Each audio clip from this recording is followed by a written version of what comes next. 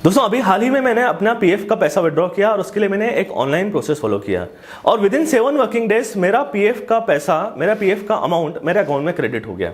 अब ये जो अमाउंट मेरा क्रेडिट हुआ, इसमें मेरे पीएफ का बैलेंस, मेरा पेंशन का बैलेंस बिना किसी टीडीएस के मुझे पूरा का पूरा 100% रिसीव हुआ। तो मैंने क्या एग्जैक्ट प्रोसेस फॉलो किया वो मैं आपको इस वीडियो में बताने वाला हूं। तो पीएफ विड्रॉल को लेकर आपके जितने भी क्वेश्चंस हैं, जैसे आपको कैसे अप्लाई करना है, ऑनलाइन अप्लाई करना है या ऑफलाइन अप्लाई करना है, क्या पीएफ के बैलेंस के साथ साथ पेंशन का बैलेंस भी आपको मिलेगा या नहीं मिलेगा, कितने दिनों में आपको मिलेगा और क्या इस पे कोई टीडीएस तो नहीं कटेगा, तो इस तरीके के जितने भी आपके क्वेश्चन हो सकते हैं वो सारे इस वीडियो में आपके एड्रेस होने वाले हैं। और इस वीडियो की सबसे खास बात यह है कि इसमें मैंने अपना पर्सनल केस आपको बताया हुआ है और मैं आपको प्रूफ के साथ बताऊंगा कि 7 वर्किंग डेज में मेरा पीएफ का पैसा पेंशन का पैसे के साथ बिना टीडीएस के मेरे अकाउंट में क्रेडिट हुआ।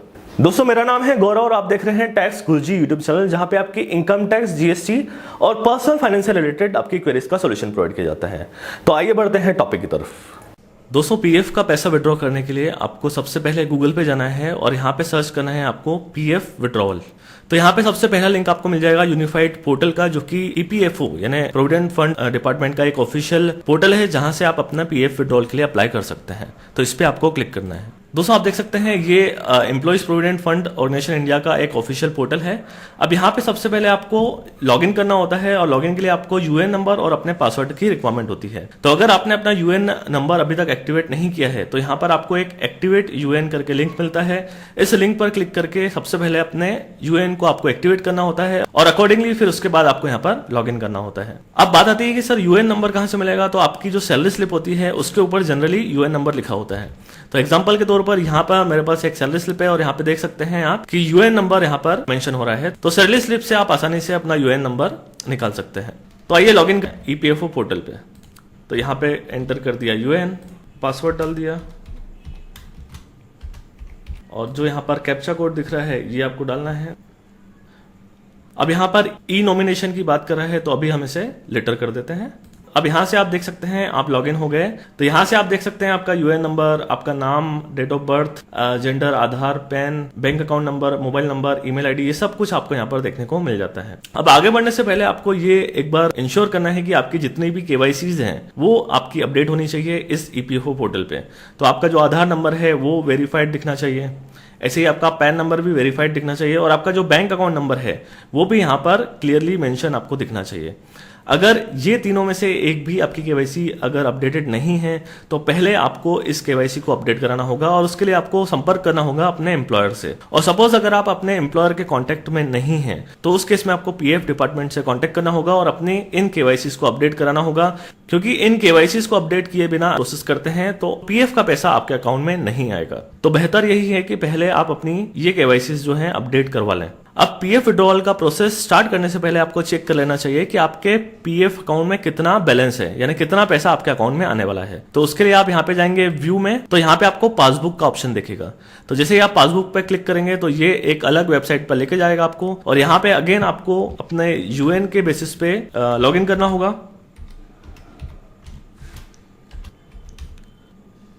और यहाँ पे फिर आपको अपना लेटेस्ट एम्प्लॉयर सेलेक्ट करना होगा, देन व्यू पासबुक।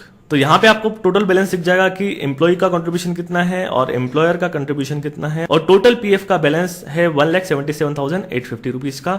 और इसके अलावा यहाँ पर आपका पेंशन का पैसा भी आपको दिखेगा, 37,988 का पेंशन का पैसा है। तो जब भी हम पीएफ विड्रॉल की बात करते हैं तो यहाँ पर पेंशन का भी इंक्लूड होता है। तो जो आपका पीएफ कटता है वो 2 पोर्शन में डिवाइड होता है। उसका एक मेजर पोर्शन होता है पीएफ और उसमें से कुछ पोर्शन आपका पेंशन में कंट्रीब्यूट होता है। तो आप पीएफ का भी विड्रॉल कर सकते हैं और पेंशन का भी विड्रॉल कर सकते हैं। बट यहाँ पर एक छोटा सा कैच है। तो कैच ये है कि पेंशन का पैसा आप तभी विड्रॉ कर सकते हैं जब आपने किसी ऑर्गेनाइजेशन में कम से कम 6 महीने जॉब किया हो और आपका जो टोटल एम्प्लॉयमेंट है वो 10 साल से ज्यादा नहीं होना चाहिए। अगर आपका एम्प्लॉयमेंट 6 महीने से कम का है तो आप पेंशन का पैसा विड्रॉ नहीं कर पाएंगे और अगर आपका टोटल एम्प्लॉयमेंट यानी जितने भी आपने एम्प्लॉयर्स को सर्व किया है वो टोटल एम्प्लॉयमेंट अगर आपका 10 साल से ज्यादा है तो भी आप अपने पेंशन का पैसा नहीं निकाल पाएंगे। तो इस केस में आपको पेंशन का जो ये पैसा है ये पेंशन के रूप में मिलेगा जब आप एक स्पेसिफाइड एज अटेंड कर लेते हैं। तो आपको ध्यान रखना है कि 6 महीने से कम आपका एम्प्लॉयमेंट नहीं होना चाहिए और 10 साल से ज्यादा आपका एम्प्लॉयमेंट नहीं होना चाहिए, तो ही आप अपने इस पेंशन के पैसे को विड्रॉ कर पाएंगे।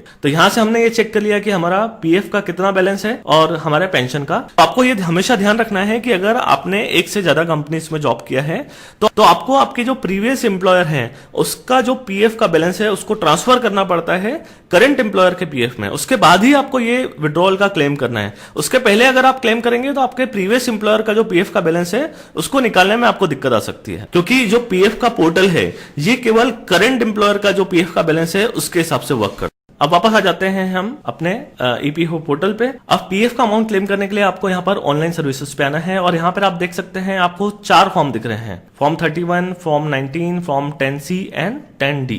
तो ये चारों फॉर्म के बारे में मैं आपको एक बार बता देता हूँ। फॉर्म 31 आपका एडवांस पीएफ के लिए रहता है, यानी अगर आप जॉब में कंटिन्यू हैं और आप किसी पर्पस के लिए, सपोज मैरिज के लिए या घर खरीदने के लिए अगर पीएफ का विड्रॉ कर रहे हैं तो इसे एडवांस पीएफ बोलते हैं। उस केस में आपको फॉर्म 31 भरना पड़ता है। अगर आपका जॉब टर्मिनेट हो चुका है, यानी आपने किसी रीजन से जॉब छोड़ दिया है, उस केस में अगर आप अपना पीएफ विड्रॉ करना चाहते हैं तो उस केस में आपको फॉर्म 19 भरना होता है। फॉर्म 10C होता है पेंशन के विड्रॉल के लिए, यानी अगर आपका जो जॉब है वो 6 महीने से ज्यादा है पर 10 साल से कम है और उस केस में आप पेंशन का विड्रॉ कर सकते हैं, जैसा कि मैंने आपको बताया। तो पेंशन का पैसा विड्रॉ करने के लिए आपको 10C भरना होता है। और ऐसे ही अगर 10 साल से ज्यादा अगर आपका एम्प्लॉयमेंट हो जाता है, उस केस में आपको पेंशन का पैसा विड्रॉ करना है तो वो आप अपना रिटायरमेंट की एज अटेंड करने के बाद कर सकते हैं। उस केस में आपको फॉर्म 10D भरना होता है। तो आज का ये जो हमारा केस है ये एम्प्लॉयमेंट टर्मिनेशन का है, यानी एम्प्लॉय ने अपना जॉब छोड़ दिया है, उसने 4 साल 4.5 साल जॉब किया है, तो इस वजह से वो पीएफ भी विड्रॉ कर रहा है और साथ ही साथ में अपना पेंशन भी विड्रॉ कर पा रहा है, क्योंकि 6 महीने से ज्यादा हो चुका है और 10 साल से कम है। तो हमारे लिए जो रिलेवेंट फॉर्म है वो फॉर्म 19 और फॉर्म 10C रहेगा। तो इस पे आपको क्लिक कर देना है। जैसे ही आप क्लिक करेंगे तो यहाँ पर आपकी सारी डिटेल आ जाएंगी। अब आगे बढ़ने से पहले आपको यहाँ पर बैंक अकाउंट को वेरीफाई करना होता है, बट उसके पहले भी आपको ये चेक करना होता है कि आपका यहाँ पर डेट ऑफ एग्जिट जो है वो मेंशन होना चाहिए। तो DOJ का मतलब होता है डेट ऑफ ज्वाइनिंग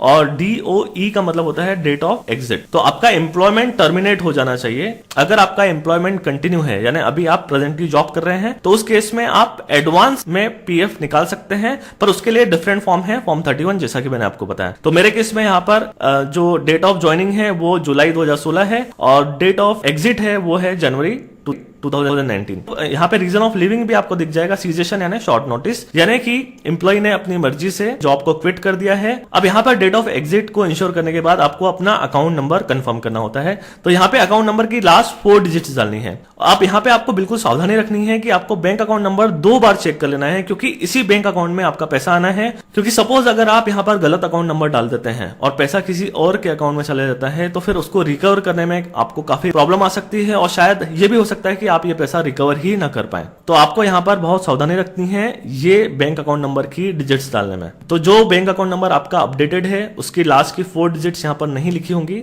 वो आपको यहाँ पर लिखकर वेरीफाई पे क्लिक करना है। तो ये आपको एक पॉपअप आ जाएगा जहां पर पीएफ डिपार्टमेंट आपसे कंफर्म करता है कि ये वही बैंक अकाउंट है जिसमें आपका पीएफ का पैसा क्रेडिट होने वाला है। इसमें आपको इंश्योर करके यस पे क्लिक कर देना है। तो यहाँ पर ये ग्रीन टिक आ जाएगा। इसका मतलब ये है कि आपका जो अकाउंट नंबर अपडेटेड है यहाँ पर उसकी सही डिजिट्स आपने यहाँ पर एंटर कर दी है। इतना करने के बाद यहाँ पे आपको बॉटम में एक टैब मिलेगा, प्रोसीड टू ऑनलाइन क्लेम। इस पे आपको क्लिक कर देना है। यहाँ पर जैसे ही आप क्लिक करेंगे यहाँ पे अगेन आपकी डिटेल्स सारी आपको मेंशन दिख जाएंगी। अब यहाँ पर आपको ध्यान रखना है कि आपका पैन नंबर सही अपडेटेड है, क्योंकि अगर आपका पैन नंबर यहाँ पर अपडेटेड नहीं है तो उस केस में आपका 30% तक टीडीएस कट जाएगा। तो ये चीज आपको ध्यान रखना है कि आपका पैन नंबर यहाँ पर अपडेटेड हो। उसके बाद यहाँ पर date of joining, date of living या डेट ऑफ एग्जिट, ये सब कुछ आ रहा है। I want to apply for में यहाँ पर आपको देखो 2 फॉर्म दिख रहे हैं। जैसा कि मैंने आपको बताया फॉर्म 19 जो है वो आपके पीएफ विड्रॉल का है और फॉर्म 10C जो कि पेंशन विड्रॉल का है। अब ये दोनों फॉर्म आपको सेपरेटली अलग अलग भरने पड़ते हैं, यानी ये जो प्रोसेस हम अभी कर रहे हैं ये आपको 2 बार करनी है। एक बार आपको पीएफ विड्रॉल के लिए करनी है और सेम प्रोसेस फिर आपको एक बार आपके पेंशन विड्रॉल के लिए करनी है। हालांकि यहाँ पर एक ऑप्शन होना चाहिए जिसमें दोनों प्रोसेस एक साथ हो सके, बट अभी तक ऐसा नहीं है, तो आपको ये प्रोसेस 2 बार करना पड़ेगा।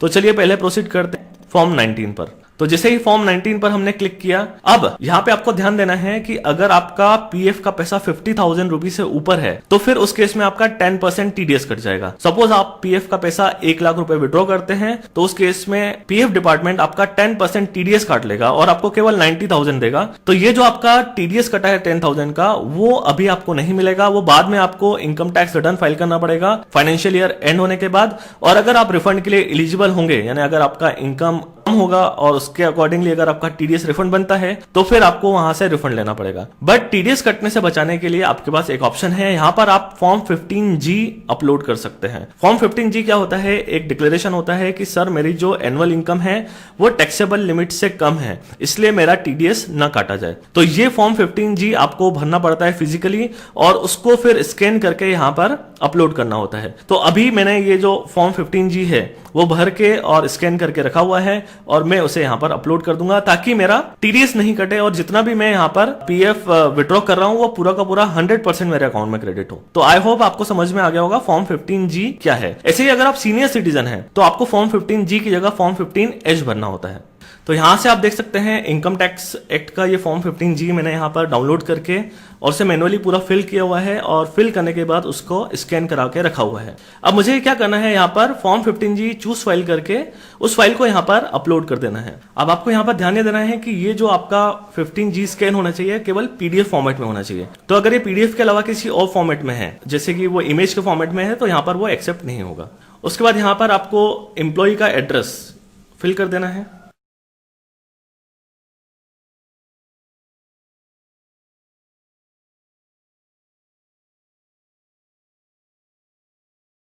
इसके बाद यहाँ पे आपको टिक मार्क कर देना है और इसका मतलब है कि आप आधार क्रेडेंशियल से अप्लाई कर रहे हैं और ये साथ ही साथ सर्टिफाइड भी कर रहे हैं कि जो भी डेटा आपने दिया हुआ है ये करेक्ट है। इसके बाद यहाँ पर आपको गेट आधार ओटीपी पे क्लिक कर देना है।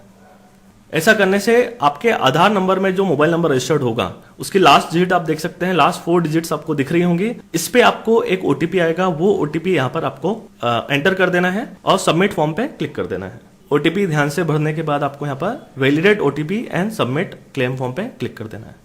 तो ओटीपी वेरीफाई होने के बाद यहाँ पे आप देख सकते हैं OTP has been verified, e KYC updated and PF final withdrawal claim form submitted successfully on unified portal, please click here to view PDF. तो जो हमारा पीएफ का क्लेम है वो हम सक्सेसफुली सबमिट कर चुके हैं। यहाँ पर हम क्लिक करके पीडीएफ व्यू कर लेते हैं। तो जो हमने फॉर्म अभी ऑनलाइन अप्लाई किया है ये पूरा पीडीएफ में आप देख सकते हैं। पीएफ फाइनल सेटलमेंट के लिए हमने अप्लाई किया है, नाम और ये सब कुछ आ जाएगा। यहाँ पे नीचे आपका पूरा detail, bank account number, IFSC code, ये सब कुछ आ जाएगा, ये आप देख सकते हैं। तो आप चाहें तो इसे आप सेव करके रख लीजिए। आप ट्रैक क्लेम स्टेटस पे भी क्लिक करके देख सकते हैं कि ये सबमिट हुआ है कि नहीं। तो यहाँ पे आप देखेंगे तो ये आपका फॉर्म 19 हमने 12 अगस्त को 10:01 पे सबमिट किया है। तो ये हमारा करंट अभी स्टेटस है। अब ये स्टेटस आपका जैसे जैसे चेंज होता जाएगा, जैसे जैसे प्रोसेस होता जाएगा वैसे वैसे इसका स्टेटस चेंज होता जाएगा। तो अच्छा, अभी हमने जो क्लेम किया है केवल पीएफ को क्लेम किया है, अभी हमें पेंशन को भी क्लेम करना बाकी है। जैसे कि मैंने आपको बताया कि हमें सेम प्रोसेस 2 बार करना पड़ेगा। तो अब सेकेंड टाइम हम प्रोसेस करते हैं तो उसके लिए फिर से आपको यहाँ पर अपना बैंक अकाउंट नंबर वेरीफाई कराना होगा। तो इस बार हम फॉर्म 10C भरने वाले हैं और एक बार फिर से आपको बैंक अकाउंट नंबर वेरीफाई करना होगा, लास्ट की 4 डिजिट वेरीफाई करना होगा। यस पे क्लिक करेंगे, ग्रीन टिक आ जाएगा। प्रोसीड फॉर ऑनलाइन क्लेम पे क्लिक करेंगे और इस बार हम क्लेम ऑप्शन में 10C सिलेक्ट करने वाले हैं क्योंकि हम पेंशन का विड्रॉल कर रहे हैं। उसके बाद अगेन सेम एम्प्लॉय एड्रेस हम यहां पर फिल कर देंगे। एड्रेस आपका पूरा फिल करने के बाद यहां पर आपको टिक करना है। उसके बाद गेट आधार ओटीपी पे अगेन क्लिक करना है। अगेन आपके जो मोबाइल नंबर है जो आपके आधार में रजिस्टर्ड है उस पर एक ओटीपी आएगा। तो वो जो ओटीपी आया है उसको सेम प्रोसेस आपको यहाँ पर टाइप कर देना है और यहाँ पे validate OTP and submit claim form पे क्लिक कर देना है। ये साइट थोड़ा स्लो काम करता है तो आपको यहाँ पर वेट करना होता है। तो ये आपको ध्यान रखना है कि आपको जल्दी नहीं करना है और कुछ भी बैक स्पेस या रिफ्रेश क्लिक नहीं करना है क्योंकि उस केस में फिर आपको प्रोसेस वापस से करना पड़ सकता है। अब यहाँ पे अगेन आप देख सकते हैं OTP has been verified, e KYC updated and PF final withdrawal claim form submitted successfully on unified portal. अब अगेन यहाँ पर आप क्या कर सकते हैं, ऑनलाइन सर्विसेज में जाकर ट्रैक क्लेम स्टेटस पे क्लिक करके देख सकते हैं। अब यहाँ से आप ऑनलाइन क्लेम स्टेटस में देख सकते हैं कि 12 अगस्त 2019 को हमने 10:01 पर फॉर्म 19 भरा है, जिसमें हमने पीएफ का अपना विड्रॉल क्लेम किया है। और इसी तरीके से सेम डे 12 अगस्त को 10:09 पे हमने फॉर्म 10C भरा है, जिसमें हमने पेंशन का पैसा विड्रॉ करने के लिए क्लेम किया हुआ है। अब ये जो करंट स्टेटस है ये online claim submitted at the portal है। अब इसे पीएफ डिपार्टमेंट प्रोसेस करेगा और 7 से 10 दिनों के अंदर जो भी टाइम लगता है उसमें ये जो पैसा है वो मेरे बैंक अकाउंट में डाल देगा, जो कि हमने यहाँ पर इन दोनों फॉर्म के टाइम पर मेंशन किया हुआ है। अब जैसा कि मैंने आपको ये पूरा प्रोसेस बता दिया है, अब इस वीडियो को मैं अभी अपलोड नहीं करूँ, अब मैं वेट करूंगा 7 दिन, 10 दिन, 15 दिन, जितने दिन भी लगते हैं ये दोनों पैसा मेरे अकाउंट में क्रेडिट होने में। और जिस दिन मेरा ये पैसा अकाउंट में क्रेडिट हो जाएगा उस दिन मैं इसका सेकंड पार्ट रिकॉर्ड करूंगा और इसी वीडियो के साथ मर्ज करके आपको प्रूफ के साथ दिखाऊंगा कि इस तरीके से जो है प्रोसेस किया, फॉर्म 19 और फॉर्म 10C ऑनलाइन भरा और उसके बाद 7 दिन या 10 दिन या जितने भी दिन लगे उतने दिन में मेरा पैसा मेरे बैंक अकाउंट में आ गया। और वो बैंक अकाउंट का स्टेटमेंट भी मैं आपको बताऊंगा, तो उससे आप ज्यादा अच्छे तरीके से कनेक्ट कर पाएंगे और आपको कॉन्फिडेंस आएगा कि आप ऑनलाइन अच्छे से इसे कैसे क्लेम कर सकते हैं। दोस्तों, क्लेम का स्टेटस चेक करने के लिए मैंने लॉगिन कर लिया है ईपीएफओ पोर्टल पर और यहां पर आपको ऑनलाइन सर्विसेज में जाकर ट्रैक क्लेम स्टेटस पर क्लिक करना है। तो यहां पर आप देख सकेंगे कि हमने फॉर्म 10C और फॉर्म 19 के जरिए 12 अगस्त को अप्लाई किया था और 13 अगस्त को ये सेंड टू फील्ड ऑफिस भेज दिया गया था और अभी इसका जो करंट स्टेटस आ रहा है वो सेटल्ड आ रहा है। अब हम इसे चेक कर लेते हैं कि कौन सी डेट पर ये सेटलमेंट हुआ है और कौन सी डेट पर अकाउंट में क्रेडिट हुआ है। अब सेटलमेंट देखने के लिए आपको यहाँ पर जाना है व्यू में और क्लिक करना है पासबुक पर। तो ये आपको passbook.epfindia.gov.in पे लेके जाएगा और यहाँ पे भी आपको आपके यूएन से लॉगिन कर लेना है। लॉगिन करने के बाद आपको यहां पर, जैसा कि मैंने बताया, जो सबसे लास्ट वाला होता है वो लेटेस्ट आपका एम्प्लॉयर होता है, यहां पर क्लिक करना है और व्यू क्लेम स्टेटस पे आपको क्लिक कर लेना है। तो यहां से हम देखें तो इनको जो क्लेम रिसीव हुआ था वो 13 अगस्त को हुआ था, 12 अगस्त को हमने अप्लाई किया था, 13 अगस्त को क्लेम इनको रिसीव हुआ, जैसा कि हमने देखा था वहां पर सेंड टू फील्ड ऑफिस, और 21 अगस्त को इन्होंने ये क्लेम सेटल कर दिया। और जो सेटलमेंट किया वो पेमेंट सेंट वाया एनईएफटी, 21 अगस्त 2019 को इन्होंने एनईएफटी के जरिए क्लेम सेटल कर दिया। तो ये जो सेटलमेंट है ये फॉर्म 10C का सेटलमेंट है, यानी कि पेंशन का सेटलमेंट है। इसी तरीके से नीचे आ जाएंगे आप तो आपको यहाँ पे फॉर्म 19 का भी सेटलमेंट दिखेगा। ये वाला जो क्लेम है ये भी 13 अगस्त 2019 को मिला था और इसमें हमने फॉर्म 19 के जरिए पीएफ का बैलेंस क्लेम किया था। और यहाँ पे आप देख सकते हैं ये स्टेटस भी आपका सेटल्ड आ रहा है और ये जो सेटल किया गया है ये भी एनईएफटी के जरिए सेटल किया गया है 19 अगस्त 2019 को। यहाँ पे आपको डेट दिख रही है। तो 19 अगस्त 2019 को मेरा पीएफ का बैलेंस मेरे अकाउंट में क्रेडिट हो गया और इसी तरीके से 21 अगस्त को ठीक 2 दिन बाद मेरे पेंशन का पैसा भी 57,177 मेरे अकाउंट में क्रेडिट हो गया। तो जिस बैंक अकाउंट में ये क्रेडिट हुआ है उसका भी स्टेटमेंट खोल के मैं आपको चेक करा देता हूं। तो मैंने लॉगिन कर लिया है पीएनबी नेट बैंकिंग में, जहां पर मुझे ये पीएफ का पैसा रिसीव हुआ है और यहां पर हम अकाउंट स्टेटमेंट चेक कर लेते हैं। अकाउंट स्टेटमेंट में हमने जो डेट डाल दी वो पिछले महीने की डाल दी और यहां से हमने सर्च कर लिया क्योंकि अगस्त के महीने में हमें। तो यहां पे देखेंगे तो अगस्त में केवल 3 ट्रांजेक्शन हुए हैं इस बैंकिंग में। एक ट्रांजेक्शन तो मेरा होम लोन का जो ईएमआई है उसके डेबिट का है और इसके अलावा 2 मुझे क्रेडिट आए हैं। एक क्रेडिट आया है 1,95,862 का जो कि मुझे पीएफ का पैसा आया है और यह आया है मुझे 20 तारीख को। और इस तरीके से 22 तारीख को मुझे प्रोविडेंट फंड ऑर्गेनाइजेशन से एक और पैसा आया 57,177 का और ये अमाउंट है पेंशन का। अब यहां से मैं आपको अमाउंट भी टैली करके दिखा देता हूं। 195,862 पीएफ। तो हम अगर पीएफ का हमारा जो विड्रॉल हुआ है ये क्लेम, इसका हम टोटल लगाते हैं एम्प्लॉय शेयर का और एम्प्लॉयर के शेयर का। तो ये है 136,494 प्लस 59368, ये होता है 195,862 और यही अमाउंट मुझे 195,862 का क्रेडिट हुआ है। तो आप देख सकते हैं यहाँ पर मेरा टीडीएस नहीं कटा है। जनरली अगर आपका पीएफ का बैलेंस 50,000 से ऊपर का होता है और आप विड्रॉ करते हैं तो आपका 10% टीडीएस कटता है, पर जैसा कि मैंने आपको बताया कि हमने फॉर्म 15G फिलअप किया था तो उस वजह से मेरा यहाँ पर टीडीएस नहीं कटा है। तो फॉर्म 15G आप कहां से डाउनलोड कर सकते हैं उसका लिंक मैं आपको डिस्क्रिप्शन बॉक्स में दे दूंगा और वहां से आप फॉर्म 15G डाउनलोड करें, उसे प्रॉपरली फिल करें और पीएफ के विड्रॉल प्रोसेस के समय उसे प्रॉपर प्लेस पर अपलोड करें ताकि आपका भी टीडीएस नहीं कटे। आपको यह प्रोसेस बड़ी ही सिंपल तरीके से समझाने के लिए मैंने अपनी पूरी कोशिश की है। आई होप कि आपके लिए यह वीडियो हेल्पफुल रहा होगा और आपको इससे कुछ ना कुछ सीखने को मिला होगा। वीडियो अगर आपको पसंद आया हो तो इसे लाइक जरूर कीजिएगा और अगर आप पहली बार विजिट कर रहे हैं चैनल पर तो चैनल को सब्सक्राइब जरूर करें और बेल आइकन जरूर प्रेस करें ताकि जब भी मैं कोई नया वीडियो अपलोड करूंगा उसका नोटिफिकेशन आपको मिल जाएगा और आप मेरी कोई भी वीडियो मिस नहीं करेंगे। चैनल को अपने फ्रेंड्स और रिलेटिव्स में जरूर शेयर करें ताकि वो भी इसी प्रकार के वीडियोस का बेनिफिट उठा सकें। तो दोस्तों आज के लिए बस इतना ही। जल्दी मुलाकात होगी एक और नए इंटरेस्टिंग और इंफॉर्मेटिव वीडियो के साथ। जय हिंद, धन्यवाद।